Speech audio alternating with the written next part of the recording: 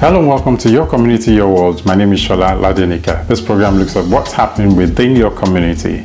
Summer this year has been great and we thank God for that and for a lot more. The wedding industry has been given a green light. Yes, small wedding receptions can now take place. Today we look at the footwear industry through the eyes of Eze Nwaka, the CEO of Leather and Cotton London. He is a footwear designer. Ladies and gentlemen, join me as I welcome Eze Nwaka, the Director of Leather and Cotton London, a footwear designer. Welcome to the studio. Hello there. It's I'm very humbled that you're having me onto your channel. So I am very humbled. Wow, it's nice to see a black face in the industry. Indeed it is. Now, tell me, how did you get into the footwear industry?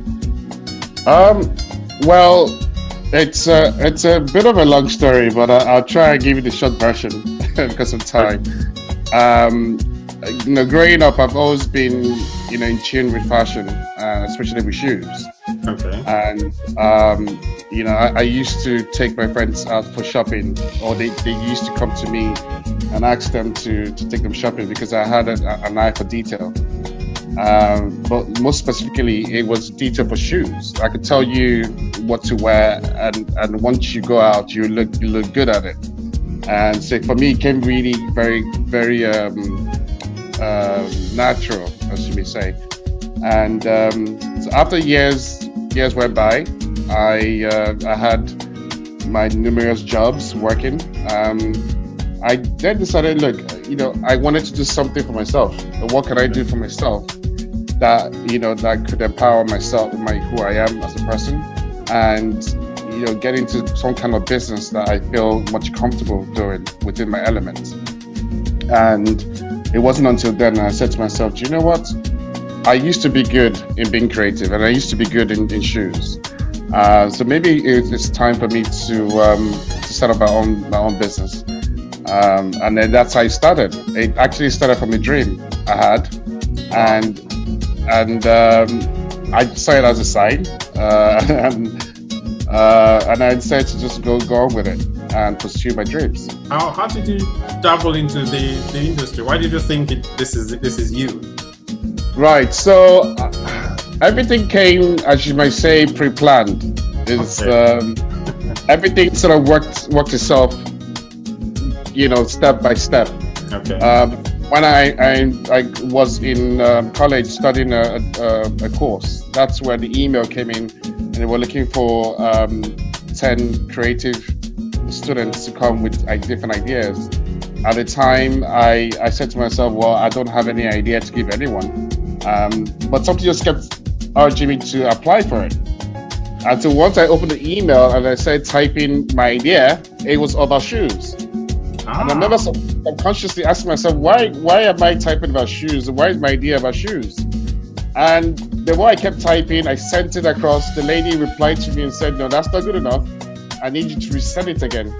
And so I resent again, and then she told me for the last time, usually I wouldn't accept your third application, but you need to do it one last time. So I tried that one last time, and behold, it got accepted, and that's how the journey started. But it's been a very, very interesting journey, especially like I said, the ideas coming from a dream and ideas coming from a very unexpected situation.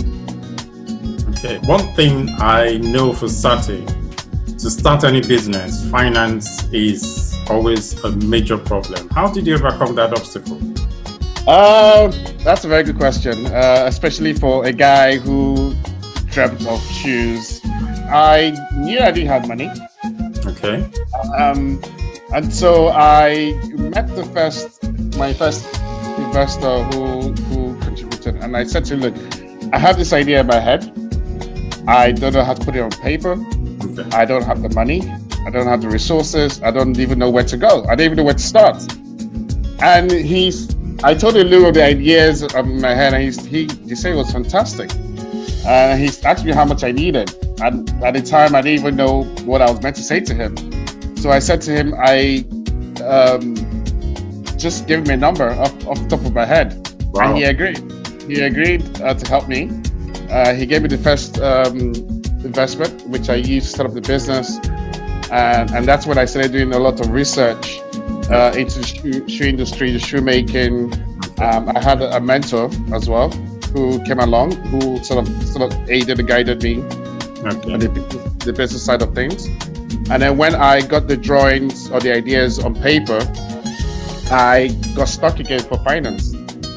I didn't know where to go. I tried the banks. The banks went lending because I was a startup business at the time. Okay. And that's when the second investor came in. And by the time I had something to show him on paper. Okay. So when I showed him my designs on paper, he looked at it and he liked it. And he asked me, how much do you need to proceed? And I told him, and again, an amount straight from my head, which he liked, and that's how I got my second investor on board. At what point did you say, yes, I'm ready for the outside world?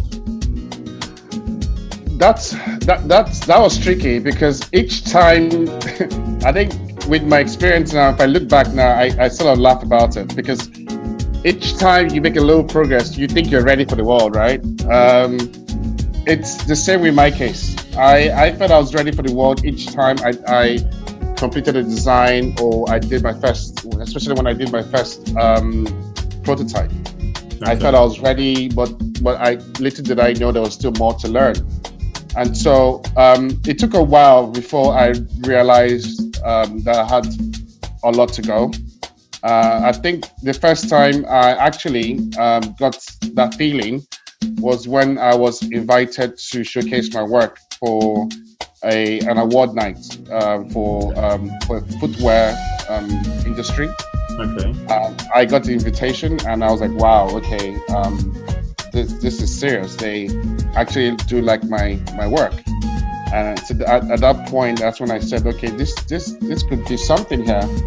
And so that's when I realized, you know what, I think I'm ready now, because people have taken notice, and not just myself, but people who were in the industry, people who have been in this industry for many, many years, for the fact that they had invited me to come to an award evening to showcase my work, showed that, I had something. And at that point, that's when I knew I was ready.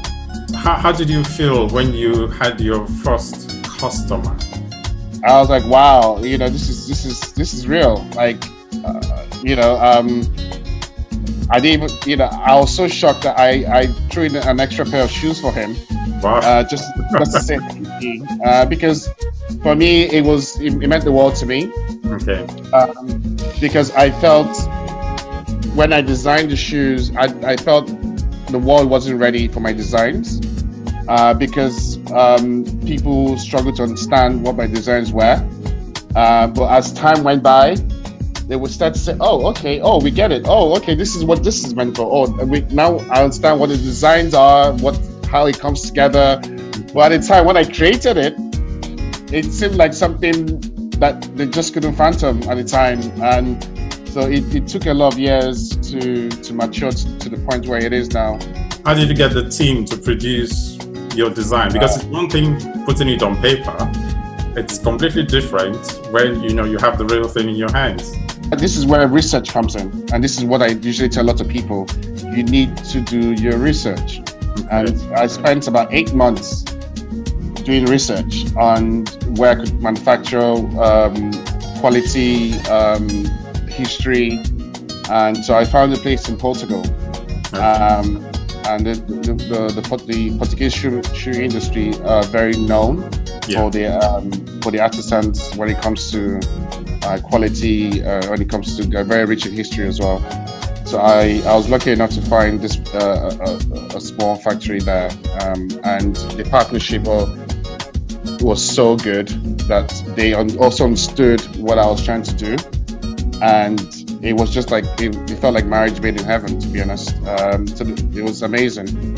Looking at your shoes, I want to ask this question, which has been bugging me. What age range are you targeting your brand, your lovely brand? This one's there. So there are no boundaries to my design, which even makes it more and more interesting and very versatile.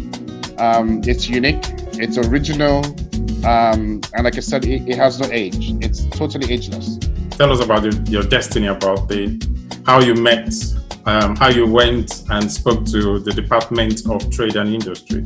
I think it was sometime last year we got in touch. So we had I had an exhibition I went for in somewhere in Holland, and so when they saw the meeting I had, the gentleman I had a meeting with liked my work so much that he invited me for another exhibition in Sweden. And so I spoke to the business partner who gave me a bit more detail into the exhibition in Sweden, and then that's where the DIT was involved. Okay. And so when I got in touch with them, they said, yes, we are the ones coordinating the exhibition in Sweden. And so I said, okay, I would very much like to be involved. And ever since then, it's been a very good partnership. After that, the exhibition, I understand that your doors have now been swung open to more countries. Tell us about it. I had an exhibition in New York last January, just gone by. It was good. It was really good exhibition. That was my first exhibition in the US. Okay. And then getting that exposure to the US market. That's a big market, isn't it? It's a huge market. One that I really hope I could, someday really settle with my brand. I had a couple of interested people who came to my stand in the exhibition, and they liked my work as well, just like people who understand what I'm trying to create with my shoes. And then they just said, look, we're willing to do a collaboration, we're willing to have your brand into our stores, and we'll just take it from there. I was like, wow, okay, that's amazing.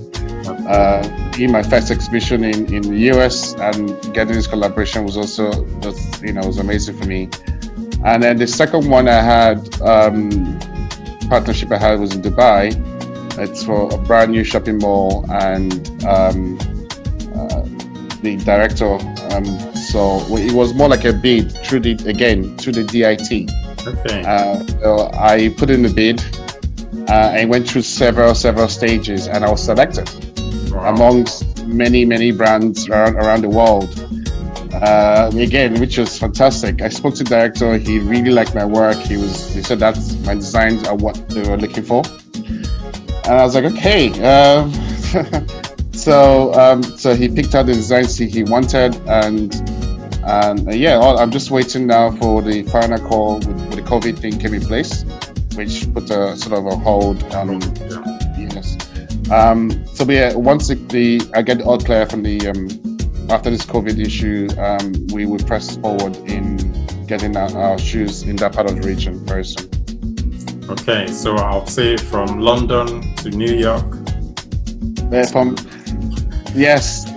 London to New York to Dubai. Eze Nwaka, the footwear designer, is surely going places. From London to New York to Dubai. Please don't go away. I'll continue with this interview shortly after this break.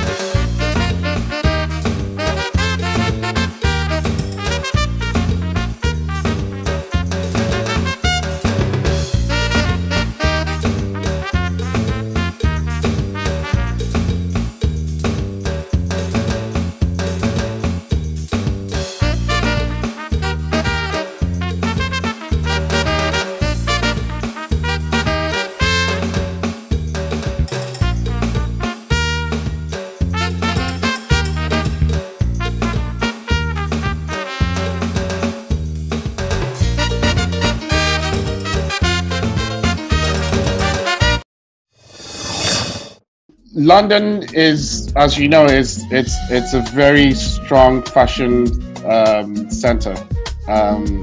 It will be a dream of mine to really establish in London even more.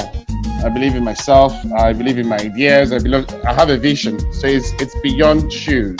Okay. It's a three-stage brand that I have in mind, and so it goes beyond shoes. And so I believe in my brand, and it will be good to have some kind of foothold in London, being a London brand, and then slowly start to open up to the rest of the world. But saying that, I am very much open to every opportunity that come my way. As a person of color in this industry, what were the main challenges that you faced? When I have put together my business proposal, I went to the bank and I said, look, this is my ideas, this is what I want to do. They just looked at me and said, sorry, we can't help you. That you're too small of a business to support.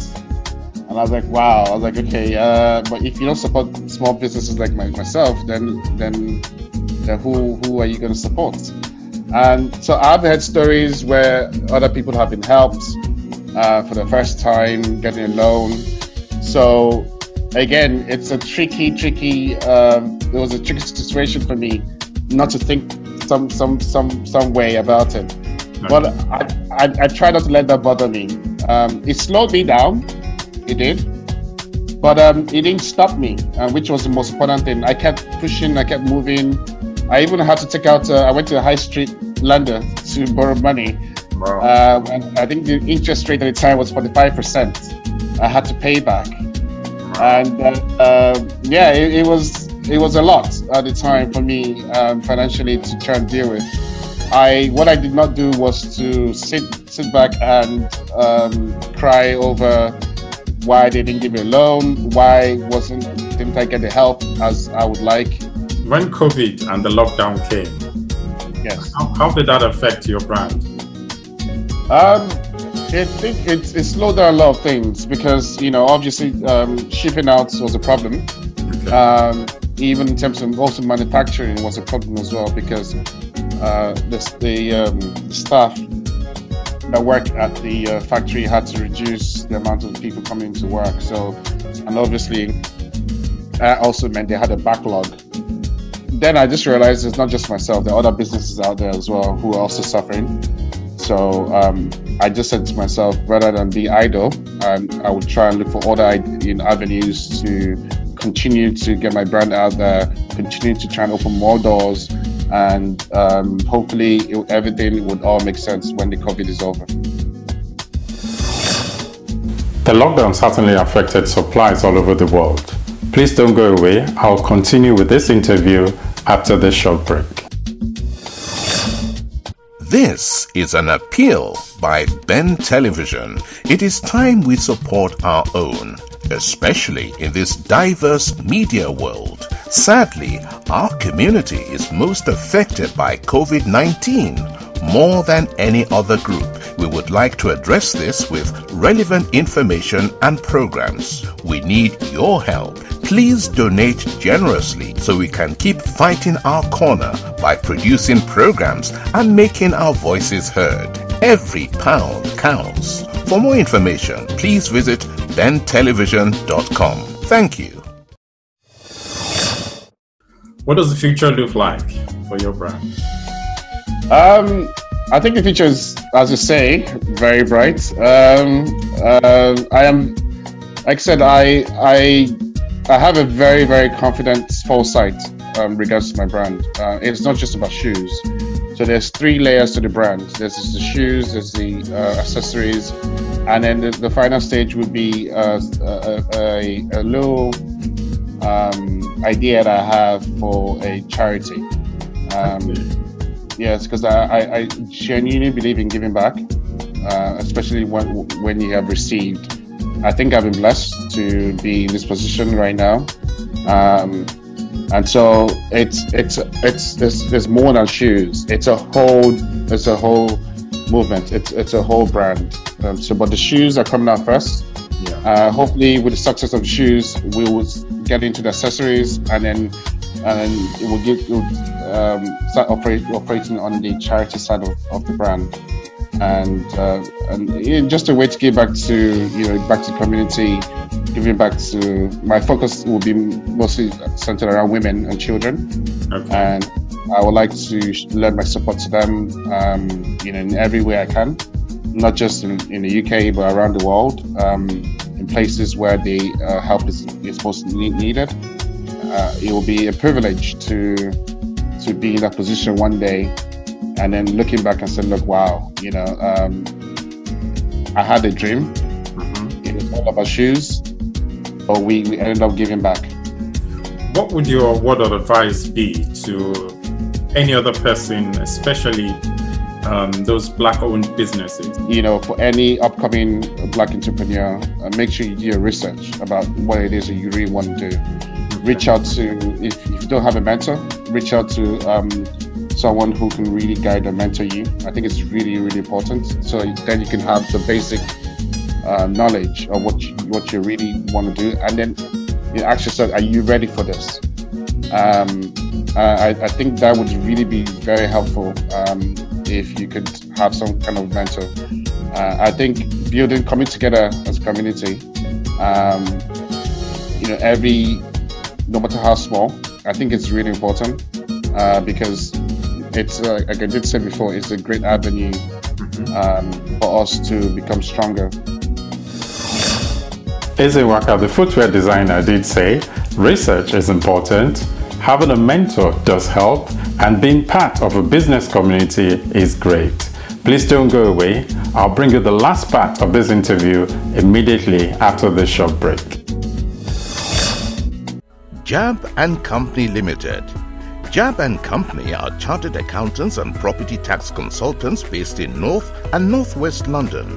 Our areas of specialties include accounts preparation, annual accounts, management accounts, taxation, corporation tax, income tax self-assessments, CIS returns, bookkeeping, value-added tax, payroll, company formation, capital gains tax, inheritance and estate planning, and experts in minimizing tax. Sectors: property investors for buying properties with fast cash, traders, hairdressers and beauty, builders and construction, hospitalities and leisure, business startup, charities and non-profit, sports, social media and entertainment. Services: we pride ourselves for prompt and efficient services for wealth creation to our clients. Fixed fees from £25 to £100 per calendar month. Training: we offer practical training for students and members of ICMA and AAT.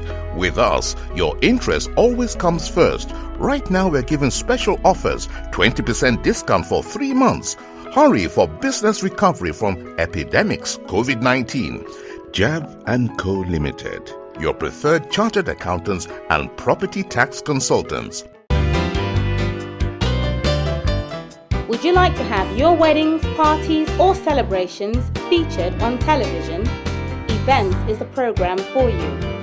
Every Sunday at 5 p.m, we feature weddings, parties and all other functions. To find out more, call us on 07944 039 887. We can also arrange coverage of the function for you.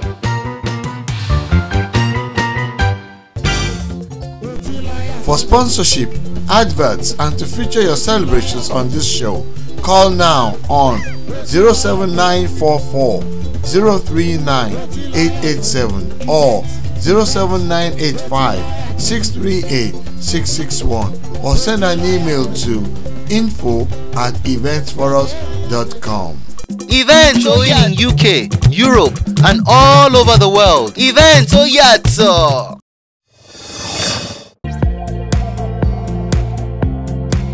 It actually started from a dream I had, and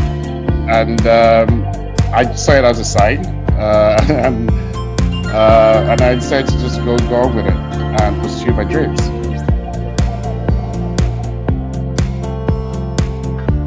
So you're now in a position now to give other Black entrepreneurs advice.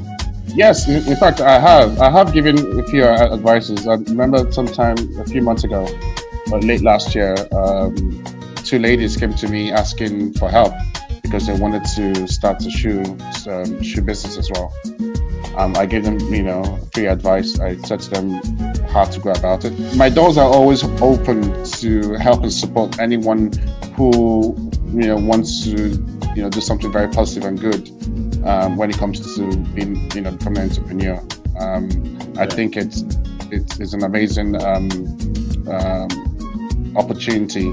Like if I find myself to, then I'm always willing to give. Your brand, you're online. Any prospect of getting a high street shop? It's a dream of mine to own my own shop, my own physical retail shop. It is. But because I've been on this journey on my own. Yeah. And obviously we talked about the struggles of my financial situation. It's not very advisable for me to go opening up a physical shop just yet. Okay. One thing about this business is patience. You need to have a lot of patience. Right now, it's a dream, but I think I will just concentrate on the e-commerce side of business for now. And once we have a foothold, solid foothold, then the idea of having a physical store would be very much welcome. Eze, I must say it's been a pleasure speaking to you. And I'll probably say that on behalf of Ben Television, we wish you great success. Yeah, like I said, it's been a pleasure. I feel very humble to have this conversation with you. And if you don't know my brand, please, find me on my website, on our social media. And if you have any questions, I am more than happy to help and support. I hope you've enjoyed my interview with Eze Nwaka, the footwear designer. I have certainly learned a thing or two. If you want to watch this program all over again, please go to our YouTube channel, Your Community, Your World. My name is Shola Ladenike.